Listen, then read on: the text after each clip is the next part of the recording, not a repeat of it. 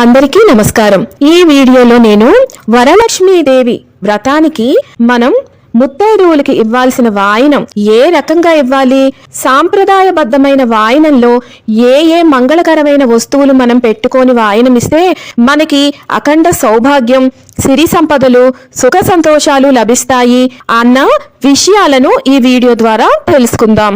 మొదటిసారి ఛానల్ ని చూసేవాళ్ళు మా ఛానల్ ని సబ్స్క్రైబ్ చేసి పక్కనే ఉన్న బెల్ ఐకాన్ ని ప్రెస్ చేయండి। దీనివల్ల మీకు రానున్న ఆధ్యాత్మిక వీడియోస్ అన్ని కూడా నోటిఫికేషన్ ద్వారా మీకు అందుతాయి। మా వీడియోస్ మీకు నచ్చినట్లయితే లైక్ చేయండి, షేర్ చేయండి। ముందుగా వరలక్ష్మి వ్రతానికి మనం ఇచ్చే ముత్తైదు వాయనానికి కావాల్సిన సామాగ్రిని చూద్దాం। ముందుగా శనగలండి, ఇవి ముందు రోజే మనం నానేసేసి నీరంతా పోయేటట్టు వడకట్టేసుకొని ఆరబెట్టుకోవాలి। తర్వాత మీకు కావాల్సిన ముఖ్యమైనవి తమలపాకులు, ఒక చెక్కలు, రూపాయి కాసు। తమలపాకులు కొంతమంది 2 పెడతారు, నేను 3 పెడతానండి। ఎప్పుడు కూడా 3 ఆకులు, 2 పోక చెక్కలు, 1 రూపాయి కాసు, ఇవి ముఖ్యంగా కావాల్సినవి। ముత్తైదువుకు ఇవ్వటానికి పువ్వులు, అరటిపళ్ళు ఇస్తే మంచిదండి। కదలీ ఫలాలు అంటే అమ్మవారికి చాలా ఇష్టం। మన ఇంటికి వచ్చే ముత్తైదువు అమ్మవారితో సమానం కాబట్టి అమ్మవారికి స్వయంగా మనం పళ్ళు ఇస్తున్నాం కాబట్టి ఆవిడికి ఇష్టమైన పళ్ళే కదలీ ఫలాలు। ఒకవేళ మీకు ఇది దొరకకపోతే యాపిల్ పళ్ళు లాంటివి ఏదైనా మీ ఇష్టం ఇవ్వచ్చు।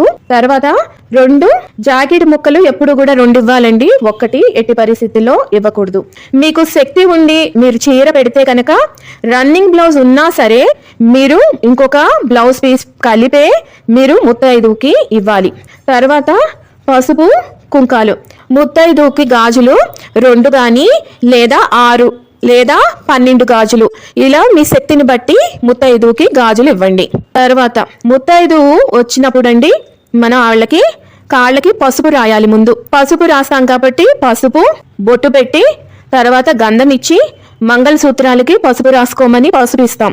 తర్వాత వాయనం ఇచ్చేసాక వాళ్ళ చేత అక్షింతలు వేయించుకోవాలి కాబట్టి అక్షింతలు కూడా సిద్ధం చేసుకోండి। ముత్తైదువు తీసుకు వెళ్ళటానికి వాయనాన్ని ఏదైనా ఒక కవర్ కావాలి కాబట్టి ఇలాగా ఏదైనా పేపర్ బ్యాగ్ ఇవ్వండి। ఇవి ముఖ్యమైన సామాగ్రి మనకి కావాల్సినవి। ఇప్పుడు ముత్తైదువుకి ఇచ్చే వాయనాన్ని ఎలా సర్దుకోవాలి, ఎలా ఇవ్వాలి అన్న ప్రొసీజర్ని చూద్దాం। ముందుగా ఒక ప్లేట్ తీసుకోవాలండి, వెండిది కానీ ఇత్తడిది కానీ ఏదైనా సరే మీకు అందుబాటులో ఉన్న ప్లేటుని తీసుకోండి। తీసుకున్నాక దీంట్లో ముందుగా 3 ఆకులు, 2 పోక చెక్కలు, కాసు, తర్వాత అరటిపళ్ళు, 1 పువ్వు ముందు ఇవిలాగా పెట్టేసుకోండి। తరువాత మనం ఈ 2 జాకెట్ ముక్కలు ఇలాగా దీనిపైన పసుపు కుంకుమ పెట్టేసుకొని ఇలా పక్కన పెట్టుకోండి। ఆ తరువాత గాజులు, నేను 6 గాజులు ఇస్తున్నానండి, ఆ 6 గాజులు కూడా ఈ జాకెట్ ముక్కల మీద ఈ రకంగా పెట్టుకోండి। ఇప్పుడు మీరు నానబెట్టుకున్న శనగల్ని మీరే స్వయంగా మీ చేత్తోటి ఇలాగ 3 గుప్పెళ్ళు తీసి ఈ వాయనం ఇచ్చే ప్లేట్లో వేయాలి। ఇలానే వెయ్యాలండి, చాలా మంది ప్యాకెట్స్లలో అలాగ కప్స్లో ముందే పెట్టేసుకొని కట్టేసుకొని ఉంచుతున్నారు, అలా ఎట్టి పరిస్థితుల్లో చెయ్యకూడదు। ఎందుకు అంటే శనగలు గురుగ్రహానికి చాలా ఇష్టమైనవి కాబట్టి గురు శాంతి కలుగుతుంది। మళ్ళీ లక్ష్మీదేవికి ఎంతో ఇష్టమైన శనగలు మనకి అఖండ సౌభాగ్యాన్ని కూడా కలుగజేస్తుంది కాబట్టి మనం ఈ శనగల్ని ఎప్పుడూ కూడా వాయనం ఇచ్చేటప్పుడు ఈ రకంగానే 3 గుప్పెళ్ళు మన చేత్తో తీసి వెయ్యాలి తప్ప ప్యాకెట్ రూపంలో అస్సలు ఉండకూడదు। ఈ తప్పులు ఎవరూ చేయకండి। ముందుగా ఇంటికి వచ్చిన ముత్తైదువుకి వాయనం ఎలా ఇవ్వాలి అన్న విషయాన్ని తెలుసుకుందాం। వాయనం ఇచ్చే వాళ్ళు ముందుగా మీరు ఒక ఆసనం మీద కూర్చోవాలి, అలాగే వాయనం తీసుకునే వాళ్ళు కూడా ఆసనం మీద కూర్చోవాలి। అది పీటైనా కావచ్చు, లేదంటే ఏదైనా చాప లేదా కొత్త దుప్పటి, వీటిల్లో వేటినైనా ఉపయోగించుకోవచ్చు। వాయనం ఇచ్చేవాళ్ళు తూర్పు ముఖంగా కూర్చోవాలి, అంటే మీరు తూర్పు ఫేసింగ్ లో ఉండాలి। వాయనం తీసుకునే వాళ్ళు పడమర ఫేసింగ్ లో కూర్చోవాలి, ఒకళ్ళకొకళ్ళు ఎదురెదురుగా ఉండాలన్నమాట।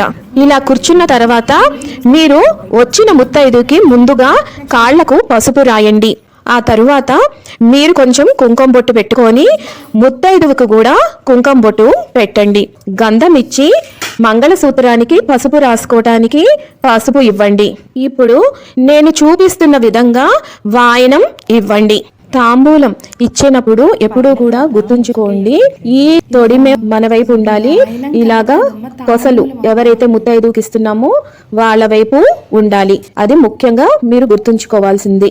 ముందుగా వాయనం పళ్ళాన్ని మీ చేతుల్లోకి తీసుకునే వాళ్ళు వాళ్ళ కొంగుని ప్లేటు కింద ఈ రకంగా ఉంచాలి. ఇప్పుడు వాయనం ఇచ్చేవారు ఈ రకంగా చెప్పండి, ఇస్తీనమ్మ వాయనం. అలాగే పుచ్చుకుంటున్న వాళ్ళు ఈ రకంగా చెప్పండి, పుచ్చుకుంటినమ్మ వాయనం. ఇలాగా 3 సార్లు చెప్పాలి. ఆ తరువాత ఇచ్చేవారు ఈ రకంగా చెప్పండి, నా పాలి వాయనం పుచ్చుకున్నది ఎవరు అని. పుచ్చుకుంటున్న వారు నీ పాలి వాయనం పుచ్చుకుంటున్నది ముమ్మాటికి వరలక్ష్మీదేవి అని చెప్పాలి. ఇది కూడా 3 సార్లు చెప్పాల్సి ఉంటుంది. ఆ తరువాత వాయనం ఇచ్చేవారు ఈ రకంగా చెప్పండి, మరలా కోరితినమ్మ వరము అని. అప్పుడు వాయనం తీసుకుంటున్న వారు ఇస్తీనమ్మ వరము అని చెప్పాలి. ఇది కూడా 3 సార్లు. అంటే మీ మనసులో ఉన్న కోరికను ఇక్కడ కోరుకోండి. వచ్చింది సాక్షాత్తు వరలక్ష్మీదేవి రూపమే కాబట్టి ముత్తైదువుగా మీరు కోరుకున్న వరం ఆవిడ తీరుస్తుంది అన్న భావనతో ఈ చివరిది చెప్పాల్సి ఉంటుంది. ఆ తరువాత ఆ వాయనాన్ని ఆవిడ కొంగులో వేసేసి మీ ప్లేటు మీరు వెనక్కి తీసేసుకోండి. తరువాత ఆవిడికి కవర్ ఇస్తే కనుక ఆ కవర్లో వాళ్ళు వాయనాన్ని సర్దుకుంటారు. ముఖ్య గమనిక, ఎట్టి పరిస్థితుల్లో మీరు ఆ వాయనాన్ని మళ్ళీ ముట్టుకోకూడదు. వాళ్ళంతట వాళ్లే వాయనాన్ని కవర్లో వేసుకోవాలి. ఆ తరువాత ముత్తైదువు కాళ్లకు మీరు నమస్కరించాలి. వచ్చిన ఆ ముత్తైదువు అక్షింతలు మీ శిరస్సు పైన ఉంచి మిమ్మల్ని ఆశీర్వదించేటట్టు చేసుకోండి. తరువాత వచ్చిన ముత్తైదువుకు మీరు చేసిన ప్రసాదాలను వాళ్ళకు కూడా పంచండి. 10 మందికి మీరు చేసిన ప్రసాదాలు పంచితే అది మీ ఇంట్లో వాళ్ళు తింటే కనుక స్వయంగా అమ్మవారే తిన్నట్టు లెక్క. గర్భిణీ స్త్రీలు వాయనం తీసుకోవచ్చా అంటే 7వ నెల వచ్చేంత వరకు వాయనం తీసుకోవచ్చండి. ఆ తర్వాత పురిటితో సమానం కాబట్టి వాయనం తీసుకోకూడదు. అలాగే గర్భిణీ స్త్రీలు వాయనం ఇవ్వచ్చా అంటే ఇవ్వకూడదండి. ఎందుకంటే పండు అనేది గర్భంలో ఉన్న బిడ్డతో సమానం కాబట్టి గర్భిణీ స్త్రీలు వారి చేతితో ఎవ్వరికీ కూడా వాయనం ఇవ్వకూడదు. ఇంటికి వచ్చిన ముత్తైదువులతో పాటు చిన్న పిల్లలు కూడా వస్తే వారికి కూడా వాయనం ఇవ్వాలా అంటే చిన్నపిల్లలు లక్ష్మీదేవి స్వరూపాలు కాబట్టి వారు ఇంటికి వచ్చినప్పుడు వారికి కూడా తప్పనిసరిగా కాళ్ళకి పసుపు రాసి కుంకుమతో బొట్టు పెట్టి గంధం ఇచ్చి వారికి పండు తాంబూలాన్ని తప్పనిసరిగా ఇవ్వండి. ఇంటికి వచ్చిన పిల్లలకు మీకు శక్తి ఉంటే రిటర్న్ గిఫ్ట్స్ కింద ఏమైనా మీకు నచ్చిన వస్తువు వారికి ఇవ్వచ్చు. ఏటి సూతకంలో ఉన్నవాళ్ళు తాంబూలం ఇవ్వవచ్చా? అలాగే ఇతరుల ఇంటికి వెళ్ళి తాంబూలం తీసుకోవచ్చా అంటే ఏటి సూతకంలో ఉన్నవాళ్ళు ఇతరుల ఇంటికి వెళ్ళకూడదు. అలాగే ఇంటికి ఎవరైనా ముత్తైదువులు వస్తే వారికి తాంబూలం ఇవ్వకూడదు. వ్రతాలను ఏటి సూతకంలో ఉన్నప్పుడు ఆచరించకూడదు. కేవలం పూజ దీపారాధన మాత్రం నిర్వహించుకోవచ్చు. ఇతరులు ఇంటికి వచ్చి తాంబూలం ఇచ్చినా మీరు విషయాన్ని తెలిపి స్వీకరించకూడదు. నెలసరి అయ్యి 4వ రోజు 5వ రోజు సమయాలలో తాంబూలం స్వీకరించచ్చా లేదా ఇతరులకు ఇవ్వవచ్చా అంటే 4వ స్నానం అయిన తరువాత తాంబూలం తీసుకోకూడదు. అలాగే ఇతరులకి కూడా ఇవ్వకూడదు. కేవలం 5వ స్నానం అయిన తరువాత మాత్రమే మీరు తాంబూలం తీసుకోవచ్చు, ఇతరులకు ఇవ్వవచ్చు.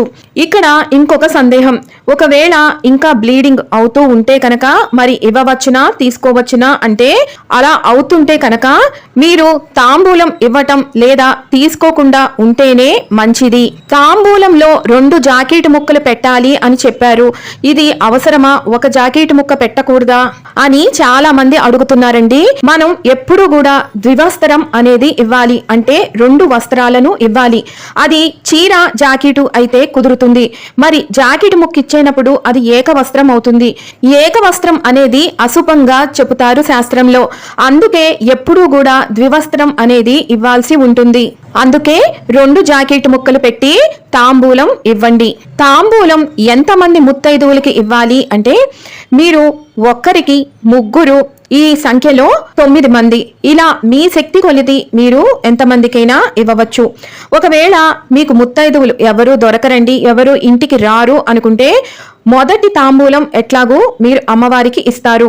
ఒకవేళ ఇంకా మీరు ముత్తైదువులకు పిలిచి ఇవ్వాలి అనుకుంటే చక్కగా గుడికి వెళ్ళి అక్కడ ముత్తైదువులకు తాంబూలాన్ని ఇవ్వండి. విన్నారు కదా, ఈ శ్రావణ మాసంలో శుక్రవారాలు, మంగళవారాలు మన ఇంటికి వచ్చినటువంటి ముత్తైదువులకు మనం తాంబూలం ఏ రకంగా ఇవ్వాలి, వస్తు సామాగ్రి, అలాగే మీకు గల అన్ని ధర్మ సందేహాలకు సమాధానాలు మరొక వీడియోతో మళ్ళీ మిమ్మల్ని అందరినీ కలుసుకుంటాను. సెలవు మరి. సర్వం ఈశ్వరార్పణమస్తు. స్వస్తి.